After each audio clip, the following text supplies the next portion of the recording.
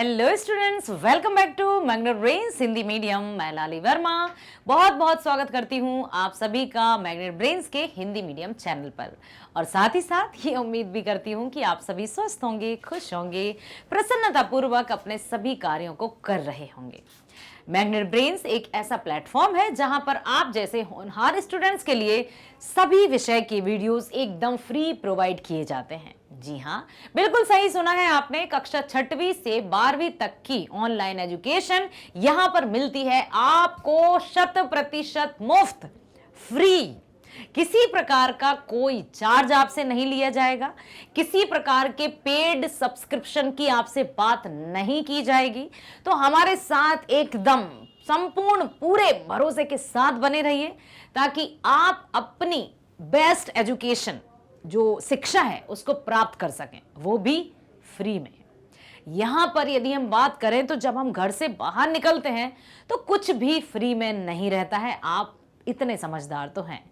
लेकिन जब आप यहां देखते हैं, पढ़ते हैं, तो आप स्वयं ये जजमेंट लगा सकते हैं या कर सकते हैं ये निर्णय कि हाँ, हम जो कह रहे हैं वो एकदम सही है। हमारी करनी और कथनी दोनों समान है। जैसा हम कह रहे हैं वैसा ही यहां दिखाई देता है।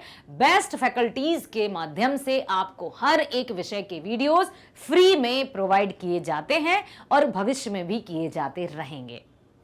यहाँ पर भारत का नंबर 1 प्लेटफॉर्म है मैग्नेट ब्रेन्स, जो कि ऑनलाइन एजुकेशन फ्री प्रोवाइड करता है। आज मैं, डियर स्टूडेंट्स ध्यान से सुनिएगा, आज मैं आपके लिए आपकी पाठ्य पुस्तक स्पर्श भाग 2 का पाठ 8 हमारा कारतूस के एनसीईआरटी सॉल्यूशंस के साथ यहाँ पर उपस्थित हुई हूँ। प्रीवियस वीडियो में आपने देखा होगा, आपने सुना होगा, समझा होगा कि कारतूस पाठ किससे संबंधित था। याद आया? कौन थे उसके मेन हीरो या मुख्य नायक? मुख्य नायक की भूमिका थी यस, देशभक्त, स्वतंत्रता सेनानी या क्रांतिकारी कहिए, वजीर अली। बिल्कुल सही। जी हाँ, उसी पाठ के आज हम करेंगे प्रश्न अभ्यास, जो आपकी पाठ्य पुस्तक के पीछे दिए रहते हैं पाठ के बाद में। उन्हीं प्रश्नों का आज हम अभ्यास करने जा रहे हैं। तो मेरे साथ बने रहिएगा शुरू से लेकर अंत तक, ताकि आपको मौखिक प्रश्न, लिखित प्रश्न और आशय स्पष्ट कीजिए सभी प्रकार के प्रश्नों की संपूर्ण जानकारी प्राप्त हो, और किस तरह से उन प्रश्नों के उत्तरों को लिखा जाता है वो भी आप भली भांति समझ सकें, ताकि आपके जो भी परीक्षाएं हों या प्री बोर्ड्स हों या क्लास में जो भी टेस्ट हों, ये सब प्राइस टेस्ट हो जाए तो आप अपने आप को एकदम 100% फ्री एजुकेशन के साथ 100% अपडेटेड रख सकें और अपने आप को तैयार कर सकें परीक्षाओं के लिए। ठीक है, आइए शुरू करते हैं और चलते हैं सबसे पहले मौखिक प्रश्नों की ओर। प्रश्न है पहला, कर्नल कॉलिंज का खेमा जंगल में क्यों लगा हुआ था? वजीर अली को ढूंढने के लिए। Very nice. कर्नल कॉलिंज का ने वजीर अली को गिरफ्तार करने के लिए जंगल में खेमा लगाया हुआ था। बिल्कुल, चप्पे चप्पे को छान डालो, चप्पा चप्पा छान डालो, वजीर अली को पकड़ना ही हमारा एकमात्र उद्देश्य है। लेकिन क्या वजीर अली उनके हाथ में आए थे? नहीं, हाथ में क्या, उनके खेमे में ही आ गए थे, तब भी वो पहचान नहीं पाए थे। चलिए चलते हैं दूसरे प्रश्न की ओर। वजीर अली से सिपाही क्यों तंग आ चुके थे? सिपाही तंग क्यों आ गए थे वजीर अली से? क्योंकि कितने समय से वो वजीर अली को ढूंढ रहे थे और वजीर अली हर बार उनको चकमा देकर क्या पता कहां गायब हो जाते थे, एकदम चले जाते थे, या यूं कहें कि उनके सामने से ही गुजर जाते थे और वो पहचान ही नहीं पाते थे। कुछ ऐसा ही था। वजीर अली ने कई वर्षों से, कुछ दिन की बात नहीं है, कुछ महीने की बात नहीं है, कई वर्षों से अंग्रेजी सेना उसे ढूंढ रही थी और वजीर अली उनको हर बार चकमा देते हुए, अपने आप को बचाते हुए मां भारती की रक्षा और अंग्रेजों को खदेड़ने हेतु या जो भी योजनाएं हैं वो तैयार करते रहते थे। वजीर अली ने कई वर्षों से अंग्रेजों की आंख में धूल झोंक कर उनकी नाक में दम कर रखा था। इसलिए वे वजीर अली से पूरी तरह से तंग आ चुके थे, और जब कोई तंग आ जाता ना तो वो एकदम पस्त पड़ जाता है और अब उसकी बुद्धि शून्य हो जाती है। इसी ऐसे ही अंग्रेज कई वर्षों से वजीर अली को ढूंढ रहे थे, तो उनकी आंखें सब एकदम आंखों के होते हुए वे अंधे हो गए थे, क्योंकि तभी तो वजीर अली उनके खेमे में आ जाते हैं, कर्नल से कारतूस ले जाते हैं और वो उनका कुछ नहीं बिगाड़ पाते हैं। अगला प्रश्न, कर्नल ने सवार पर नजर रखने के लिए क्यों कहा? अच्छा, अब कर्नल ने कहा सवार पर नजर रखी जाए। क्यों रखी जाए? इसलिए कहा क्योंकि धूल के उड़ने से उसने अंदाजा लगाया कि लोग ज्यादा हैं और वजीर अली को ढूंढ रहे हैं। ओके, अब घोड़ा एक था, वजीर अली एक था, और इतनी तेज, जैसे महाराणा प्रताप का घोड़ा चेतक था ना, जो हवा से बातें करते हुए जाता था, उसी तरह से वजीर अली भी अपने घोड़े के साथ इतनी तेजी के साथ आते जाते थे और ऐसी धूल उड़ रही थी मानो कि बहुत सारे लोग हों। तो कर्नल को लगा कि बहुत सारी सेना है जो वजीर अली को ढूंढ रही है, चलो सवार पर नजर रखना। इस तरह से उसको यही लगा। अगला प्रश्न है, सवार ने क्यों कहा कि वजीर अली की गिरफ्तारी बहुत मुश्किल है? हंसी आती है ना कि सवार ने क्यों कहा कि वजीर अली की गिरफ्तारी तो मुश्किल है, क्योंकि वो समझ चुका था कि ये मुझे क्या ढूंढेंगे, इनकी बुद्धि तो एकदम शून्य हो गई है। मैं जब इनके बिल्कुल, कहते ना, बिल्कुल जमीन के नीचे से या उनके पांव तले से खुद, या फिर मतलब वहीं पर जाकर आ गया और वो मुझे पकड़ नहीं पाए, तो अब क्या मुझे ढूंढेंगे? सवार खुद वजीर अली था, जो कि बहुत बहादुर था और शत्रुओं को ललकार रहा था। सवार ने कर्नल से कहा कि वजीर अली को ढूंढना बहुत मुश्किल है। क्यों? क्योंकि वो तो स्वयं वजीर अली थे और कर्नल तब भी नहीं पहचान पाए। अब चलते हैं हम लिखित प्रश्नों की ओर। वजीर अली के अफसाने सुनकर कर्नल को रॉबिन हुड की याद क्यों आ जाती थी? अफसाने सुनकर, और कर्नल मान चुका था लोहा वजीर अली का कि वजीर अली कोई साधारण सिपाही तो नहीं है। वजीर अली रॉबिन हुड की तरह साहसी, हिम्मत वाला और बहादुर था। वह भी रॉबिन हुड की तरह किसी को भी चकमा देकर भाग जाता था और कोई भी उसको पहचान नहीं पाता था। वह अंग्रेजी सरकार की पकड़ में नहीं आ रहा था। कंपनी के वकील को उसने मार डाला था। उसकी बहादुरी के अफसाने सुनकर ही कर्नल को रॉबिन हुड की याद आ गई, क्योंकि कर्नल तो स्वयं समझ चुका था कि जो मेरे पास आकर मुझसे कारतूस ले जाए और जब मैं नहीं पहचान पाया तो ये सिपाही भला क्या ढूंढ पाएंगे या क्या पहचान पाएंगे। इसलिए कर्नल ने स्वयं वजीर अली की तुलना रॉबिन हुड से की। अगला प्रश्न, सादत अली कौन था? जल्दी बताइए, सादत अली कौन था? वजीर अली का चाचा। उसने वजीर अली की पैदाइश को अपनी मौत क्यों समझा? क्या कारण था कि सादत अली उसका चाचा होते हुए भी वजीर अली का शत्रु हो चुका था, और जैसे ही वजीर अली का जन्म हुआ तो उसे लगा जैसे उसकी मौत आ गई हो। एक अपने ही परिवार के बच्चे को उसने अपना शत्रु क्यों मान लिया? सत्ता का भिखारी, सत्ता का पुजारी, लाभ, लोभ, मोह, लालच का पुजारी। जो अपने भाई या भतीजे का नहीं हुआ वो भला किसका होगा? ये ऐसा ही था सादत अली, जो कि वजीर अली का चाचा था लेकिन उसकी जान का दुश्मन बना हुआ था। सादत अली वजीर अली का चाचा और नवाब आसिफ उद्दौला का भाई था। वजीर अली के पिताजी का नाम क्या था? आसिफ उद्दौला, और सादत अली उन्हीं का भाई था। जब तक आसिफ उद्दौला की कोई संतान नहीं थी, सादत अली नवाब बनने की पूरी संभावना थी कि इसके कोई संतान नहीं है, इनके बाद तो मैं ही नवाब बनूंगा। लेकिन जब वजीर अली का जन्म हुआ तो सादत अली के सारे सपने चूर चूर हो गए और उसको लगा कि वजीर अली तो अब मेरा शत्रु बन गया। इसलिए उसे वजीर अली की पैदाइश, उसकी मौत लगी और उसने क्या किया? अंग्रेजों के साथ मिलकर वजीर अली को राजगद्दी से हटाने के कई हथकंडे अपनाए। अंग्रेजों को कैश दे दिया, 10 लाख रुपए दे दिए, आधी अपनी जमीन जायदाद दे दी और अपने ही भतीजे का शत्रु बन गया, जान का दुश्मन बन गया।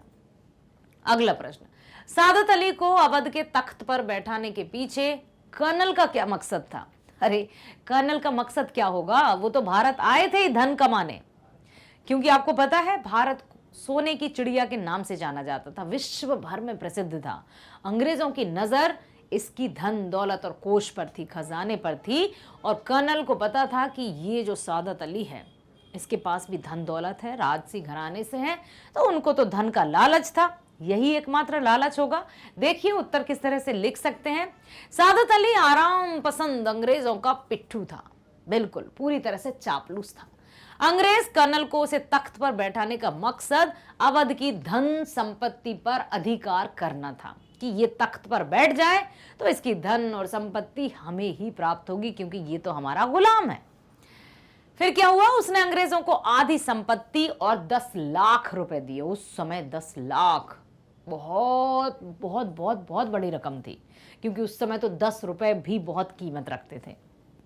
इस तरह सादत अली को गद्दी पर बैठने से उन्हें लाभ ही लाभ था। पूरा लग रहा था कि जैसे बस सादत अली यदि गद्दी पर बैठ गया तो सब कुछ हमारा, और ऐसा हुआ। सादत अली गद्दी पर बैठा, अपने भतीजे को उसने गद्दी से हटाया और उसकी जान का दुश्मन बन गया। अगला प्रश्न, कंपनी के वकील का कत्ल करने के बाद वजीर अली ने अपनी हिफाजत कैसे की? अब कंपनी के वकील का कत्ल कर दिया। क्यों कर दिया? क्योंकि पता है ना कि पहले तो उसको भेज दिया आराम से कि तुम जाओ वहां रहना, कलकत्ता या कोलकाता में। फिर क्यों अंग्रेजों ने उसको बुलाने की कोशिश की? ताकि, क्योंकि वो समझ चुके थे कि वजीर अली जहां भी रहेगा उनके लिए नाक में दम करने वाला है और उनके लिए खतरा है, इसलिए वो उसको गिरफ्तार करना चाहते थे। तो यही बात कंपनी के वकील से जब वजीर अली ने कही कि जब उन्होंने स्वयं मुझे भेजा है, अब मुझे क्यों बुलाना चाहते हैं, मुझे कैद करना क्यों चाहते हैं? तो जो कंपनी का वकील था वो वजीर अली की सुनने की जगह बजाय अंग्रेजों की ही तरफदारी करने लगा और वजीर अली को बुरा भला कहने लगा। इस तरह से उसके व्यवहार में एकदम नकारात्मक परिवर्तन देखकर वजीर अली को क्रोध आया और उसी समय उसने चाकू निकाला और कंपनी के वकील की हत्या कर दी। कंपनी के वकील की हत्या करने के बाद वजीर अली आजमगढ़ भाग गया और वहां के नवाब ने उसकी सहायता की और उसे सुरक्षित घाघरा पहुंचा दिया। तब से वह वहां के जंगलों में रहने लगा और जब अंग्रेजों को पता चला कि वजीर अली जंगलों में है तो वो चप्पा चप्पा छानने के लिए वहां पर तंबू कसकर रहने लगे या डेरा बनाकर रहने लगे लेकिन फिर भी उन्हें वजीर अली नहीं मिला। ठीक है, समझ में आ रहा है ना? चलते हैं अगले प्रश्न की ओर। सवार के जाने के बाद कर्नल क्यों हक्का बक्का हो गया? सवार जब चला गया तो कर्नल एकदम शून्य क्यों हो गया था? याद कीजिए प्रीवियस वीडियो। जैसे ही कोई सवार कर्नल के पास आया था तो पहले तो ठीक ठाक था, नॉर्मल था, लेकिन अचानक से कर्नल की सांसें थम गई, नजर रुक गई, लगा कि वो जिंदा लाश हो। क्यों क्यों? पता है कि जब वजीर अली उसके पास आया और उसने कहा कि मैं भी मतलब सवार जब कर्नल के पास आता है बोले मैं वजीर अली को ढूंढना हूँ, लेकिन एक बात तो सुनिए आप कर्नल साहब, वजीर अली को ढूंढना बहुत मुश्किल है, कितना परेशान कर रखा है। तो कर्नल को लगा कि ये हमारा ही कोई साथी है, तो उसने कारतूस भी दे दिए। और जब उससे पूछा कि भाई तुम अपना नाम तो बताओ, उसने कहा मैं वजीर अली। तब ये सुनकर तो कर्नल के पांव के नीचे से जैसे जमीन ही खिसक गई हो। बड़ी चतुराई से वजीर अली कारतूस लेने कर्नल के खेमे में सवार बनकर गया। जाते समय कर्नल ने नाम पूछा तो उसने वजीर अली बताया। उसे सामने देखकर कर्नल हक्का बक्का रह गया और ये भी कहता है कि वजीर अली कोई साधारण नहीं है, वो बहुत बहादुर सिपाही है, उसे अपनी जान का भय नहीं है। ये वो कर्नल समझ चुका था, मान चुका था, और वो ये भी मान चुका था, मन के हारे हार चुका था कि हम उसको नहीं पकड़ सकते। वो स्वयं हमारे पास आ गया, तब हम उसको नहीं पहचान पाए तो उसको भला कैसे पकड़ सकते हैं? ठीक है, इसलिए वो पूरी तरह से स्तब्ध हो गया था। चलते हैं अब दीर्घ उत्तरीय प्रश्नों की ओर, क्योंकि अभी हमने क्या देखे? संक्षिप्त उत्तर मतलब लघु उत्तरीय प्रश्न, शॉर्ट आंसर टाइप क्वेश्चंस। अब चलते हैं हम लॉन्ग आंसर टाइप क्वेश्चंस अर्थात दीर्घ उत्तरीय प्रश्नों की तरफ, जिनके प्रश्न हम लिखेंगे 50 से 60 शब्दों में अर्थात 5-7 लाइनों में। ठीक है, प्रश्न, लेफ्टिनेंट को ऐसा क्यों लगा कि कंपनी के खिलाफ सारे हिंदुस्तान में एक लहर दौड़ गई है? लेफ्टिनेंट को यह कब महसूस हुआ कि अब हिंदुस्तान में आजादी की लहर दौड़ गई है, या कंपनी या अंग्रेजों के खिलाफ भारतीयों के मन में बीज बोया जा चुका है? ऐसा क्यों फील हुआ, कैसे महसूस हुआ? लेफ्टिनेंट को जब कर्नल ने बताया कि कंपनी के खिलाफ केवल वजीर अली ही नहीं बल्कि दक्षिण में टीपू सुल्तान, नाम सुना होगा आपने, टीपू सुल्तान, बंगाल में नवाब का भाई शमशुद्दौला भी है, इन्होंने अफगानिस्तान के बादशाह शाह जमा को आक्रमण के लिए निमंत्रण दिया है। यह सब देखकर लेफ्टिनेंट को आभास हुआ कि कंपनी के खिलाफ पूरे हिंदुस्तान में लहर दौड़ चुकी है। अब अंग्रेजों की हिम्मत छोड़ने लगी थी उनका पीछा कि अब कहीं ना कहीं भारतीय एक होकर हमें खदेड़ने की पूरी कोशिश कर रहे हैं। और जब शत्रु की शक्ति का आभास हो जाता है तो आधी शक्ति तो वैसे ही क्षीण हो जाती है, आधी शक्ति तो वैसे ही नष्ट हो जाती है। तभी तो कहते हैं मन के हारे हार है, मन के जीते जीत। अब अंग्रेज मन से हार चुके थे कि अब भारतीय सशक्त हो चुके हैं और अब शायद हमारा यहाँ कुछ और वर्ष रुकना असंभव सा ही प्रतीत हो रहा है। जब उन्होंने मानी हार, तभी हिंदुस्तानियों ने ठानी अपनी जीत और मिल गई हमें स्वतंत्रता। देखिए, अब चलते हैं हम आगे। वजीर अली ने कंपनी के वकील का कत्ल क्यों किया था, बताइए? क्योंकि उसने एक भी बात नहीं सुनी थी, न्याय से संबंधित कोई भी पक्ष या दलील नहीं दी थी, उल्टा वजीर अली को ही भला बुरा कहने लगा था। इतना तो सुनते नहीं है वजीर अली, क्योंकि वो तो कट्टर हिंदुस्तानी थे, पक्के देशभक्त थे। और जब उन्होंने देखा कि जो वकील है वो अंग्रेजों का चापलूस है, तो उनसे बिल्कुल रहा नहीं गया, आगे देखा ना पीछा और उसकी हत्या कर दी। वजीर अली को उसके नवाबी पद से हटा दिया गया, तब भी उसने कुछ नहीं कहा और बनारस भेज दिया। फिर कलकत्ता बुलाया तो वजीर अली ने कंपनी के वकील, जो कि बनारस में ही रहता था, वहीं रहता था जहां पर वजीर अली रहते थे, उससे शिकायत की। परंतु उसने शिकायत सुनने की जगह खरी खोटी सुनाई, भला बुरा कहा। इस पर वजीर अली को गुस्सा आ गया और उसने वकील का कत्ल कर दिया। और जब ये समाचार अंग्रेजों तक पहुंचा तो फिर उनको एक जोर का धक्का लगा, झटका लगा कि ये क्या है, ये तो डरता ही नहीं है। जब किसी के मन में, आंखों में निडरता हो तो उसके सामने मौत ही क्यों ना खड़ी हो जाए, उसको कोई हिला नहीं सकता है। ऐसे ही थे वीर सिपाही वजीर अली। अगला प्रश्न, सवार ने कर्नल से कारतूस कैसे हासिल किए, बताइए? हासिल छीन छान कर हासिल किए, बंदूक की नोक पर हासिल किए, या आराम से आराम से गए खेमे में, कहा कि मैं वजीर अली को ढूंढ रहा हूं लेकिन उसको पकड़ना मुश्किल है, मुझे कुछ कारतूस की आवश्यकता है। कर्नल ने आराम से 10 कारतूस निकाल कर दे दिए। और कर्नल द्वारा जब नाम पूछा गया तो वजीर अली बताते हैं, मतलब जो जिसकी तलाश में कर्नल और उसके सैनिक वर्षों से घूम रहे थे, यहां वहां भटक रहे थे, वो स्वयं उनके खेमे में आता है और कर्नल पहचान भी नहीं पाता है। सवार वजीर अली अकेला ही घोड़े पर सवार होकर अंग्रेजों के खेमे में पहुंच गया और कर्नल को दिखाया कि वह भी वजीर अली के खिलाफ है। उसने कर्नल से अकेले में मिलने के लिए कहा। कर्नल मान गया और वजीर अली को 10 कारतूस मांगने पर उसने दे भी दिए। इस तरह सवार ने कर्नल से कारतूस हासिल कर लिए, कोई कठिनाई नहीं हुई, क्योंकि आराम से कहा, उसने दे दिया।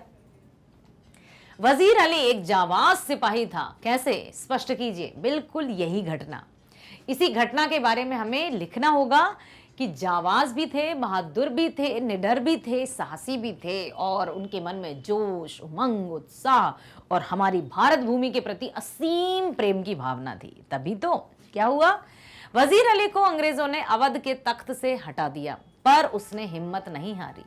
वजीफे की रकम में मुश्किल डालने वाले कंपनी के वकील की भी हत्या कर दी। अंग्रेजों को महीनों दौड़ाता रहा, वर्षों दौड़ाता रहा, परंतु फिर भी हाथ नहीं आया। अंग्रेजों के खेमे में अकेला ही पहुंच गया, कारतूस भी ले आया और अपना सही नाम भी बता गया। इस तरह वह एक जाबाज सिपाही था, इसमें कोई दो राय नहीं है। और एकदम ये तो अंग्रेज भी मान गए, कर्नल भी मान गए कि वो बहुत बड़ा जाबाज सिपाही है और उसको पकड़ना अब तो मुश्किल ही नहीं, नामुमकिन है। अब करते हैं हम आशय स्पष्ट। और आशय स्पष्ट जब भी आता है, जैसे गद्य खंड से संबंधित जब आशय स्पष्ट आते हैं, तो जो भी आपके पाठ में कुछ पंक्तियां दी रहती हैं, उन पंक्तियों को यहाँ प्रश्न के माध्यम से रखा जाता है और उन पंक्तियों का हमें अर्थ बताना होता है। तो आशय स्पष्ट में देखिए, मुट्ठी भर आदमी और इतना दमखम, इसका आशय, इस पंक्ति में वजीर अली के साहस और वीरता का परिचय है। वह थोड़े से सैनिकों के साथ जंगल में रहता था। अंग्रेजों की पूरी फौज उसका पीछा कर रही थी, फिर भी उसे पकड़ नहीं पाई। दिन बीत गए, महीने बीत गए, साल बीत गए, परंतु अंग्रेजों के हाथ वजीर अली नहीं लगे।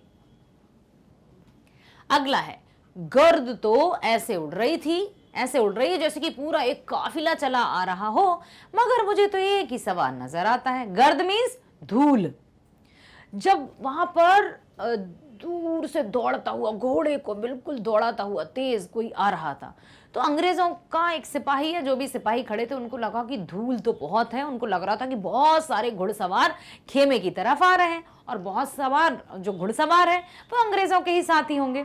लेकिन जैसे जैसे वजीर अली एक सवार पास में आता गया तो वो सोचता है कि धूल तो ऐसे उड़ रही थी, गर्द तो ऐसे उड़ रही थी जैसे बहुत बड़ा कोई काफिला आ रहा हो, लेकिन एक ही सवार नजर आ रहा है जो कि वजीर अली था।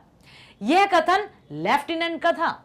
जब वजीर अली अंग्रेजों के खेमे में अकेला ही आ रहा था, परंतु इतनी तेजी से आ रहा था, इतनी धूल उड़ रही थी कि मानो कई सैनिक आ रहे हों, पूरा एक काफिला आ रहा हो। लेफ्टिनेंट कहता है कि सैनिक तो एक ही नजर आ रहा है। यही बात की गई थी। आशा करती हूं आपको बड़े अच्छे से एनसीईआरटी समाधान आए होंगे समझ में, क्योंकि यहाँ पर आपने मौखिक, लिखित और सभी आशा स्पष्ट भी समझ लिए हैं। तो यहाँ पर मैं फिर वही बात बताना चाहूँगी जो आप लोगों के लिए बहुत ही लाभदायक है कि मैग्नेट ब्रेन्स भारत का नंबर 1 एकमात्र एक ऐसा प्लेटफॉर्म है जो आप सभी को 100% 100% फ्री एजुकेशन प्रोवाइड करता है। यहाँ पर आप अपनी विषय से संबंधित, कक्षा से संबंधित दोनों माध्यम अर्थात इंग्लिश मीडियम में भी अपने वीडियोस देख सकते हैं और हिंदी मीडियम में भी। चाहे आपकी क्लास 10th की हम बात करें या फिर सीनियर सेकेंडरी की हम बात करें, आप अपने विषय की वीडियो जैसे गणित, विज्ञान, सामाजिक विज्ञान, हिंदी में, मतलब सभी विषय के वीडियोस आप हिंदी मीडियम में भी देख सकते हैं। कक्षा 11वीं 12वीं की हम बात करें तो भौतिक विज्ञान, रसायन विज्ञान और जितने भी विषय हैं उन सब के वीडियोस भी आप हिंदी मीडियम में देख सकते हैं। ये निर्भर आप पर करता है कि आप हिंदी मीडियम में देखना है या आपको इंग्लिश मीडियम में देखना है। ठीक है, बात करते हैं हम कि जो भी वीडियोस हैं उनको किस तरह से सर्च किया जाए, कोई प्रॉब्लम तो नहीं आएगी या आप का समय तो नहीं जाता है। तो देखिए, सुनिए, ध्यान से सुनिएगा कि जिस भी वीडियो पर आपको जाना है, जिस भी विषय का आपको वीडियो देखना है, जस्ट आप उस वीडियो पर जाएंगे, वीडियो पर क्लिक करते ही फिर प्लेलिस्ट में जाएंगे, वहां उसकी संपूर्ण जानकारी प्राप्त हो जाएगी। और एक बात मैं यहाँ बता दूं कि ना केवल आपके विषय से संबंधित वीडियोस ही यहाँ पर फ्री में प्रोवाइड किए जाते हैं, बल्कि सभी प्रकार की प्रतियोगी परीक्षाओं के वीडियोस भी फ्री में ही प्रोवाइड किए जाते हैं। सभी प्रकार की परीक्षाओं में शामिल कौन कौन है? मुझे पता है आपके मस्तिष्क में ये प्रश्न जरूर आया होगा कि प्रतियोगी परीक्षाएं, कॉम्पिटिटिव एग्जाम, वीडियोस फ्री में, असंभव। अरे मैग्नेट ब्रेन्स है तो सब संभव है, कुछ भी असंभव नहीं है। NTSC, Olympiad, IIT, JEE, NEET, UPSC, CIIB, JIIB, bank, insurances, RRB, UPSC, सारी परीक्षाएं और भी जितनी प्रतियोगी परीक्षाएं हैं, होती हैं, जो आप भविष्य में देंगे, उनके वीडियोस भी यहाँ पर फ्री में ही प्रोवाइड किए जाते हैं, ताकि आप 12वीं के बाद भी अपने अपने लक्ष्यों की प्राप्ति के लिए यहां पर वीडियो देख सकें और लाभ उठा सकें और अपने अपने लक्ष्य को प्राप्त कर सकें। अब हम बात करते हैं कि वीडियो, जिस भी विषय का आपको वीडियो देखना है, क्या करें? जस्ट आप उस पर क्लिक कर दीजिए। जैसे आपको हिंदी का वीडियो देखना है, क्लास 10th हिंदी, लाली मैडम, ठीक है, यहां पर आप दिखाई देंगे, तो यहां पर आप तुरंत उसको क्लिक कीजिए।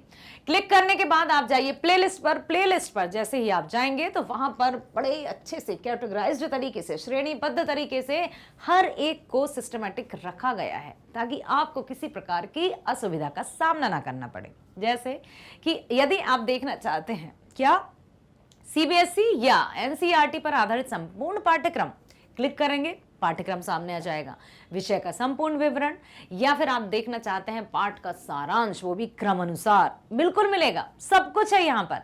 या फिर आपको देखना है सभी अध्याय का क्रम अनुसार या एनसीईआरटी सॉल्यूशन, संपूर्ण अध्याय का वीडियो या कंप्लीट चैप्टर रिवीजन, वो भी मिलेगा। बहुविकल्पीय प्रश्न, जी हाँ, एक ही पाठ से आपको पाठ का सार, एनसीईआरटी समाधान, बहुविकल्पीय प्रश्न, one shot revision, complete chapter revision, ये आपको तरह तरह से एक ही पार्ट को समझाया गया है ताकि किसी भी तरह का कोई भी मस्तिष्क में आपके में भ्रम ना रहे, इतना सा रत्ती मात्र भी आपको उस पार्ट से संबंधित कोई भी डाउट ना रहे कि अरे ये तो हमने किया ही नहीं, काश इस तरह के प्रश्न भी आते। तो आपका जो भी काश है ना, आपकी जो भी विचार उत्पन्न होते हैं उन प्रश्नों का, उस समस्याओं का समाधान है यहाँ पर, ठीक है।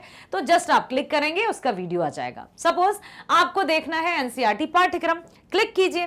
क्लिक करते ही हिंदी का पाठ्यक्रम, साल भर का पाठ्यक्रम का वीडियो यहां पर आपके सामने आ जाएगा, जिसमें आपको शुरू से लेकर अंत तक बड़े आराम से इस वीडियो को देखना होगा ताकि आप पाठ्य पुस्तकों की जानकारी भी प्राप्त कर सकें।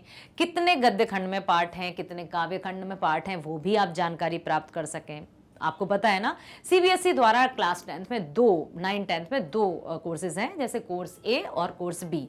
तो कोर्स ए की हम बात करें, क्षितिज और कृतिकाएं 2 पुस्तकें हैं, मुख्य पाठ्य पुस्तक क्षितिज और पूरक पाठ्य पुस्तिका कृतिका, कोर्स ए। भाग 2 10th में भाग 2, क्योंकि भाग 1 हमने 9th में पढ़ा है।